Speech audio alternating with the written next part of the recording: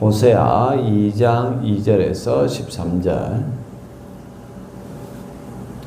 너희 어머니와 논쟁하고 논쟁하라. 그는 내 아내가 아니요 나는 그의 남편이 아니라 그가 그의 얼굴에서 음란을 제하게 하고 그 유방 사이에서 음행을 제하게 하라. 그렇지 아니하면 내가 그를 벌겋 벗겨서 그 나던 아이가 갖게 할 것이요 그로 강녀같이 되게 하며 마른 땅같이 되게 하여 목말라 죽게 할 것이며 내가 그의 자녀를 긍휼히 여기지 아니하리니 이는 그들이 음란한 자식들임이니라. 그들의 어머니는 음행하였고 그들을 임신했던 자는 부끄러운 일을 행하였나니 이는 그가 이르기를 나는 나를 사랑하는 자들을 따르리니 그들이 내 떡과 내 물과 내 양털과 내 삶과 내 기름과 내 술들을 내게 준다 하였습니다. 그러므로 내가 가시로 그 길을 막으며 담을 쌓아 그로 그 길을 찾지 못하게 하리니 그가 그 사랑하는 자를 따라갈지라도 미치지 못하며 그들을 찾을지라도 만나지 못할 것이라. 그제야 그가 이르기를 내가 본 남편에게로 돌아가리니 그때의 내 형편이 지금보다 나았음이라 하리라. 곡식과 새 포도주와 기름은 내가 그에게 준 것이요 그들이 바알을 위하여 쓴 은과 금도 내가 그에게 더하여 준 것이거늘 그가 알지 못하도다. 그러므로 내가 내 곡식을 그것이 익을 계절에 도로 찾으며 내가 내 새 포도주를 그것이 맛들 시기에 도로 찾으며 또 그들의 벌거벗은 몸을 가린 내 양털과 내 삶을 빼앗으리라. 이제 내가 그 수치를 그 사랑하는 자의 눈앞에 드러내리니 그를 내 손에서 건져낼 사람이 없으리라. 내가 그의 모든 희락과 절기와 월삭과 안식일과 모든 명절을 배하겠고 그가 전에 이르기를 이것은 나를 사랑하는 자들이 내게 준 값이라던 그 포도나무와 무화과 나무를 거치게 하여 수풀이 되게 하며 더의 짐승들에게 먹게 하리라. 그가 귀고리와 폐물로 장식하고 그가 사랑하는 자를 따라가서 나를 잊어버리고 향을 살라 바알들을 섬긴 시위대로 내가 그에게 벌을 주리라. 여호와의 말씀이니라. 아멘. 그 호세아 선지자는 하나님과 이스라엘 백성의 관계를 남편과 그의 아내의 그 관계로 설명하고 있습니다. 그래서 거의 어제 말씀처럼 단순히 말로만 그것을 알려주고 또 상징적으로 보여주는 것이 아니라 호세아 자신이 음란한 여인이었던 고멜과 결혼을 하는 것을 통해서 하나님과 이스라엘 백성이 어떤 관계인가를 잘 보여주고 있고 그 음란한 그 아내와 그 사이에서 3명의 자녀들이 나왔는데 그 자녀들이 그 이스라엘 그 백성들 그 아내가 이스라엘이라면 그 자녀들은 이스라엘 백성들을 이야기하고 있습니다. 오늘 본문에서는 보기에 그는 누구에서 나왔는가를 잊어버리고 계속해서 음란한 그러한 행위를 하는 이스라엘 백성들 그리고 그들의 결과가 어떻게 될 것인가에 대해서 설명을 하고 있습니다. 오늘 2절에서 그 3절 말씀을 보면 하나님은 이렇게 이야기합니다. 너희 어머니와 논쟁하고 논쟁하라. 여기서 어머니는 누군가 하면 이스라엘 나라를 이야기하고 있고 너희라는 것은 그 자녀들을 이야기하고 있으니까 이스라엘 백성들을 이야기하고 있습니다. 그는 내 아내가 아니고 나는 그의 남편이 아니라 라고 이야기합니다. 이 부부 사이가 신뢰관계가 완전히 깨어지고 파탄이 났다는 것입니다. 왜 그런가 하면 아내가 음란하고 또 음행을 하기 때문에 그렇다는 거죠. 그래서 하나님께서는 그 처음에 태어나던 날과 같이 할 것이다. 그 날이 무슨 날인가 하면 과거로 치면 애굽의 속박에서 벗어나지 못한 종살이하던 그 시절로 다시 돌아가게 할 것이다 라고 이야기하고 있습니다. 이 부부라는 게 우리가 결혼을 하신 분들은 알 것이고 또 결혼식을 본 사람은 알겠지만 그 부부가 서로 서약을 하잖아요. 그 서약의 핵심이 뭐냐면 결국 이제 부부 사이가 어떤 환경에 있다 할지라도 두 사람이 그 관계, 부부란 그 관계를 갖다가 깨지지 않게끔, 파탄나지 않게끔 서로가 책임을 지겠다라고 하는 것이 그 언약의 그 핵심이거든요.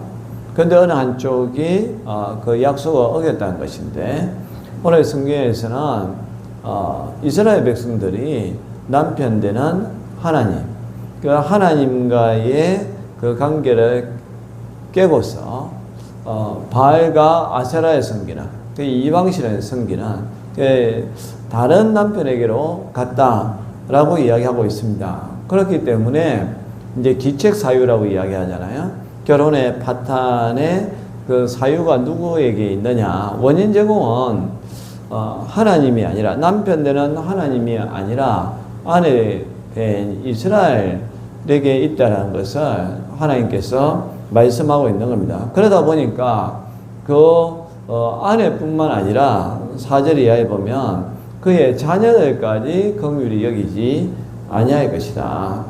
그들의 어머니 때문에 자녀들까지. 그러니까 이스라엘 자체가 바알과 아세라를 섬기다 보니까 하나님께서는 이스라엘에게 이제 심판하게 될 것이다 라고 이야기하고 있습니다.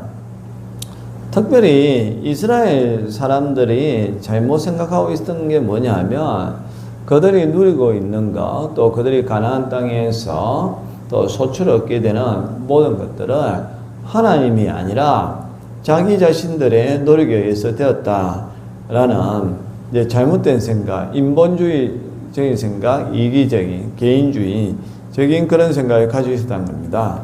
그 5절에 보면 나는 나를 사랑하는 자들에 따르니 그들이 내 떡과 내 물과 내 양털과 내 삶과 내 기름과 내 술들을 내게 준다. 여기에서 보면 계수에서 내 떡, 내 물, 내 양털, 내 삶, 내 기름과 내 술. 이 본문을 보면 그 누가복음 12장에 나오는 어리석은 부자가 생각납니다. 그 어리석은 부자도 소출이 엄청나게 많았을 때에 자기가 자기를 위하여서 이제 곡식도 쌓고 창고도 짓고 또 자기 기쁨 위해서 자꾸 나라는 표현을 자주 썼거든요. 이제 이것이 엄나는 백성들의 특징이라는 거죠. 우리가 이제 부부 관계를 파탄내는 그 원인은 자기 중심적인 거거든요.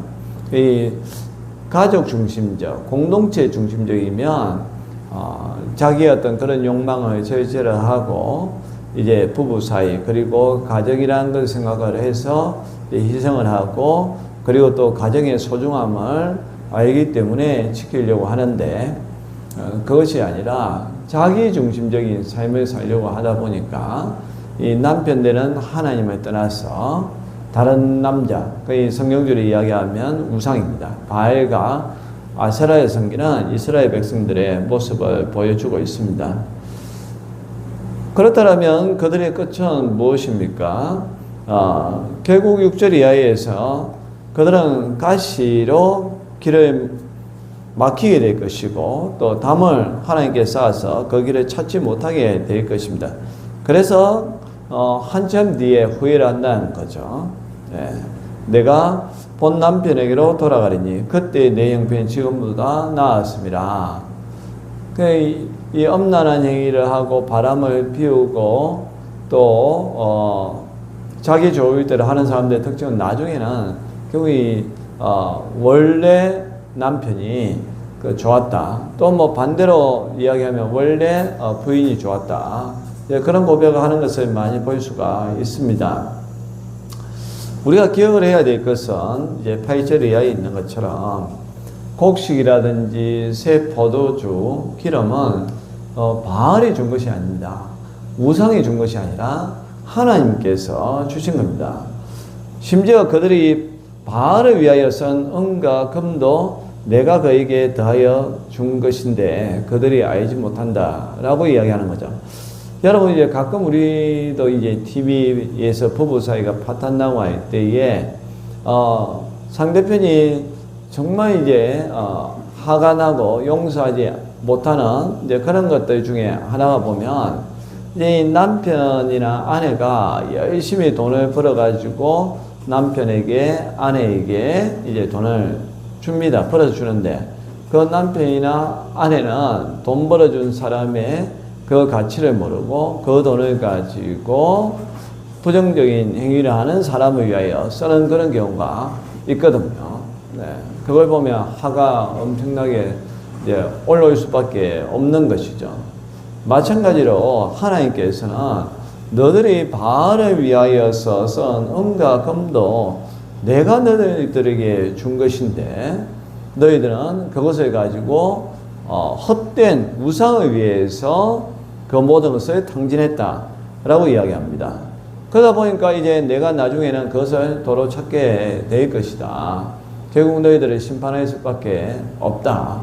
너희들이 수고하여도 그 수고의 열매를 얻지 못하게 될 것이다. 그것이 이제 9절 이하에 쭉 나옵니다.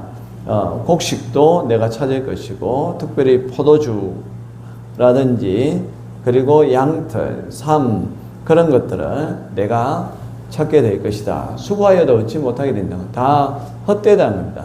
여러분 우리가 하나님이 아닌 이 세상 바알과 아세라와 같은 우상을 섬기며 살아가면 일시적으로는 나에게 기쁨이 있는 것 같지만 결국 그러한 인생은 나중에 헛된 인생입니다. 의미 없는 인생이고 후회하는 그런 인생이 될 수밖에 없다는 것입니다.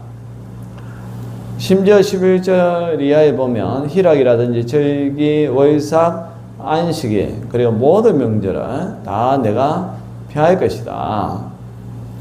하나님께서 우리 이스라엘 백성들을 위하여서 절기, 월삭, 안식일 그러한 것들을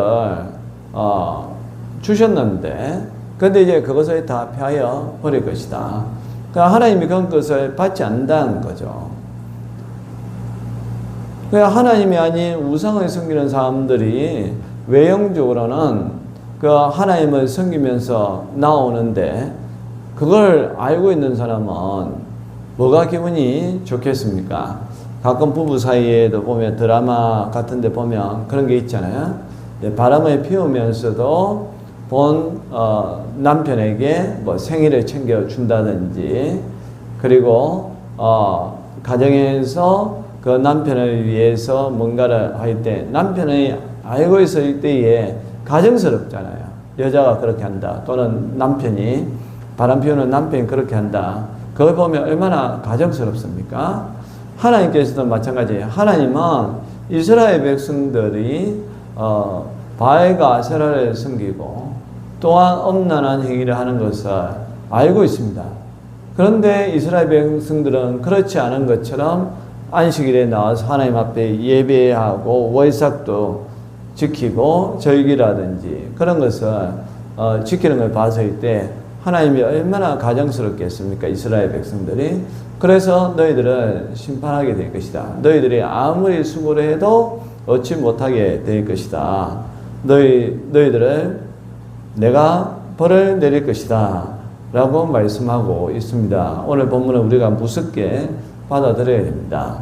저와 여러분들이 세상 속에서 살아갈 때에 세상의 즐거움에 빠지면 안 됩니다. 그것은 마치 엄란한 행위를 하는 것과 같습니다. 영적인 간음입니다. 우리는 세상에 어디에 있든지 간에 모든 것의 주인은 하나님이시라는 그 고백을 매 순간 하면서 주의 영광을 위하여 살아간다면 하나님께서 여러분들이 수고한 것 그 이상으로 소출을 맺게 해 주실 것입니다. 기도하겠습니다. 하나님 아버지, 모든 것의 주인 또 우리 복의 근원은 하나님이시라는 것을 잊지 말고 올 한해도 힘있게 주의 영광을 위하여 살아가게 하여 주옵소서. 예수님의 이름으로 기도합니다. 아멘.